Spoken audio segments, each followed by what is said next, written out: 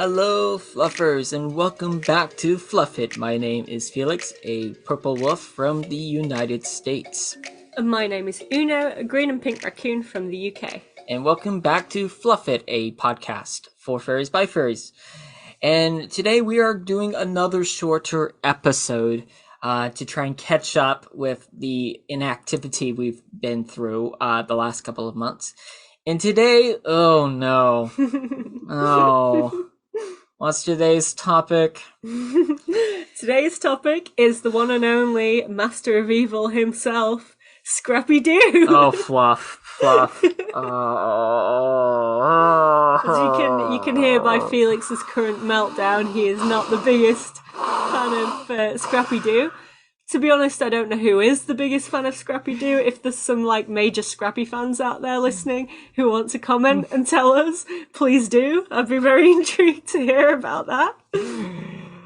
Puppy that shall not be named. Where to begin with him?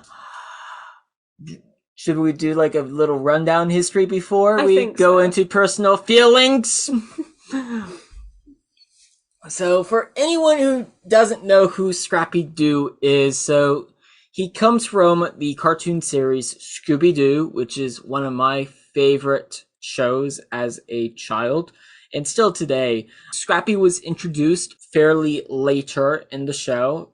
He was he was made to create some new excitement for the show, since after years of Scooby-Doo being immensely successful, plots were becoming a little more repetitive, media and viewer ratings kind of dropped a bit, and they were trying to figure out how can we energize kids and audiences again to watch our show.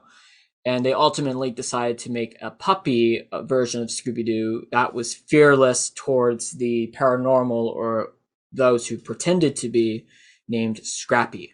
So adding a new character to a show to kind of energize the show a bit, again, especially when it comes to cartoons, primarily aimed towards kids, can be a very, very good way to go about it. However, in this case, it could be argued that this was maybe not the best character to introduce. I mean, speaking to my dad, who grew up with the original Scooby-Doo episodes in the 60s and 70s, he remembers when Scrappy Doo was first introduced, and he despises him as much as we do, and as much as I think a lot of people do. Didn't he call him rubbish? Yes, he did. We were watching an episode the other night with Scrappy, and I sent him a photo, and he just responded with, "He's rubbish." So yes. That sums it up. Adding new characters to animated shows, or even shows in general, stories, it's a great way of adding new characters to the plot, making things a little interesting. Sometimes it can be a great move, while some other times would severely tank it. So there is some risk. Now with Scrappy, it's an interesting case, because when Scrappy was first new to the Scooby-Doo community, kids adored Scrappy to the horror. I can't fathom how people loved the dog, but people loved him. He was very popular, and even though he is now today considered incredibly annoying and not fun to hear, you could argue that he did save the Scooby-Doo franchise. Yeah, so I mean, I honestly don't know too much about the history of Scrappy other than when he was sort of included, and the only people I've spoke to about it really do not like him. But obviously, as Felix has just said, there were plenty of people who did like him, so he obviously was an important addition. And one thing I'd really like to bring up as well is the first live action Scooby-Doo movie, which I absolutely love. I think the live action ones are fantastic. And this is the last canonical appearance of Scrappy. So Scrappy was included in the first film, where he was, first of all, I mean, it's been a long time since I've watched it, but his first appearance in that movie was in a flashback where the gang are in the mystery machine and he's being extremely annoying, and he gets left by the side of the road somewhere out in the desert, and then later is revealed to be the actual villain of the show in a disguise, and at the end turns into this huge monster. And that really was just hilarious to me because it was almost the writer's way of saying, we can't stand Scrappy Doo and we want to get rid of him in a really fun way. Yeah, so how Scrappy went out was so he was included in the Scooby Doo Scrappy Doo show, which became the new official name. He was included in the 13 Ghosts of Scooby Doo, which we saw. It was Uno's first time, and you have some very mixed feelings about it. Yeah. And then he was in the Red Shirt Shaggy movies, which were Ghoul School, Boo Brothers, and Reluctant Werewolf, which, to put it mildly, those are fever dreams of movies. But it was around 2000, Scrappy Doo was kind of becoming annoying. Fans weren't really weren't huge about him anymore. And the director of the Scooby-Doo movies, the live-action ones in the early 2000s, despised Scrappy. And he wanted to take out Scrappy from the franchise. So he theorized if he made Scrappy the villain of the movie, he would never return. And with the exception of a statue where Fred and Daphne say, no, we can't see this. We vowed that we would never talk about it ever again. He was successful. Scrappy has never made a reappearance after becoming the villain. As Batman said, you either died the hero or lived long enough to become the villain. So that said, why is Scrappy such an annoying character or such a disliked character? Well, for me personally, as a young kid, I remember I didn't think too much of him as a young kid, but I just remember finding him extremely annoying. I think looking back now, watching some episodes now as an adult, I think a lot of it comes down to the fact that he's just like, seems to be very big-headed and like sort of annoying and noisy. And I think it's a lot of the time in some of the earlier episodes and in some of the Red Shirt movies as well, he kind of takes the attention away from the other characters. And I think that might be partly why a lot of people find him super annoying. I do think in some instances his inclusion works to have another character there. But at the same time, he's just annoying. And also the fact that Scooby is this more, I want to say Scooby is a less anthropomorphic character. Obviously he speaks and does some human-like things, but he's definitely a dog. Whereas Scrappy always walks on two legs and is this almost human character, which is just really bizarre. Yeah, it's weird when the puppy is more anthropomorphic than the Great Dane adult of Scooby-Doo. That said, I actually did not mind Scrappy that much as a child, which is unheard of for probably some of people close to me, because I absolutely can't stand Scrappy, although that's, admittedly, that's more so a joke, or an inside joke right now. We can get to that a little bit later. I think for me, I find Scrappy today annoying. I think one reason why I'm not a big fan of Scrappy, especially in the earlier renditions of Scrappy, is he'll be like, da da da, puppy power, let me have him, let me have him, let me have the ghost, like multiple times during an episode, and it's kind of like the same catchphrases over and over. And I feel like Scrappy was overused. I think there were other relatives of Scooby-Doo shown in the cartoons, such as Scooby-Dooby-Dum from Georgia. Thank you, Hanna-Barbera, for a really accurate representation of my state. You have Scooby-Dee, and then you have a cowboy Scooby-Doo, and a few others, but I feel like with those characters, they weren't as annoying, and I actually liked them a bit. But Scooby-Dum was only in a handful of episodes, while Scrappy was almost in every single episode. That said, the one thing I do think Scrappy did correctly to the Scooby-Doo franchise is he kind of made Shaggy look more independent in some areas. Because Shaggy in the original cartoons, very cowardly, very likable of a character, he showed some mature decisions and some level-headedness when Scrappy and Scooby were there and the rest of the characters were not. It showed that if he is put on the spot, he will, like, he does have a backbone to an extent.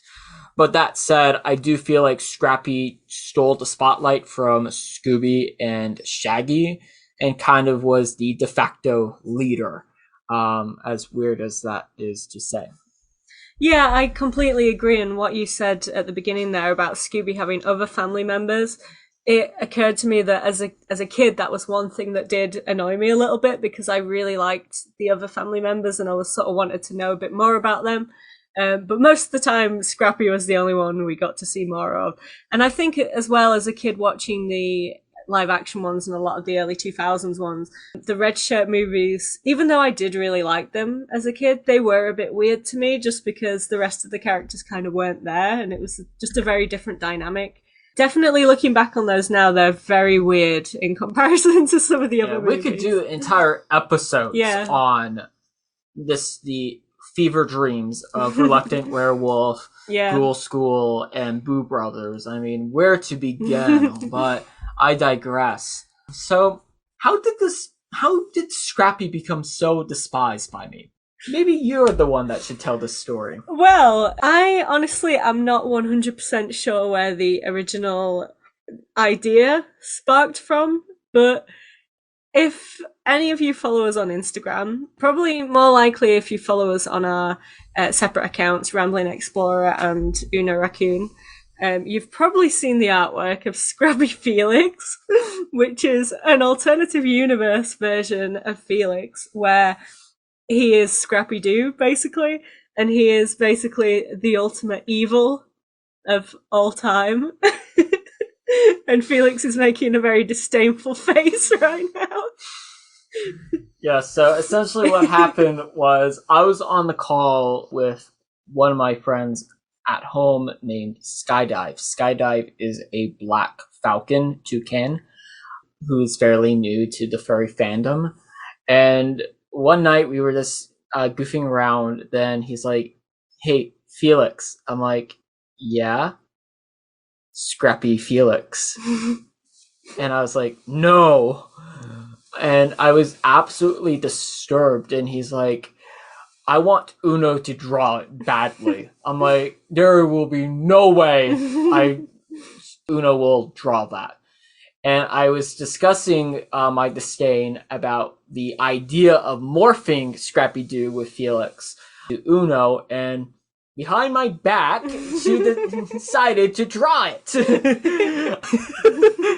And it is absolutely a horrific image. Something that is in my nightmares for days. Truth be told, I absolutely love the joke. Although, occasionally I am horrified whenever I talk to people, the only thing they seem to bring up to me is Scrappy.